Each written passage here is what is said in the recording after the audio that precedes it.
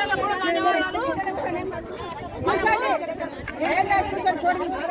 CM పదవిలో ఉన్న CM కుర్చీ ఇవ్వనట్లేదు, మనం ఇక్కడ ఉండే గడ్డం ప్రసాద్ కుర్చీ ఇవ్వనట్లేదు, పరిధిలో ఉన్న రామ్మోహన్ రెడ్డి కుర్చీ ఇవ్వనట్లేదు, అక్కడ కోడంగల్లో ఉన్న రేవంత్ రెడ్డి గారు కుర్చీ కూడా ఇవ్వట్లేదు, మనారెడ్డి గారు కుర్చీ కూడా ఇవ్వట్లేదు.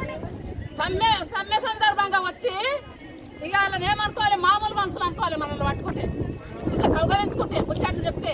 అటువంటి హామీలు ఇచ్చిన ప్రభుత్వం వెంబడే చెల్లించాలి.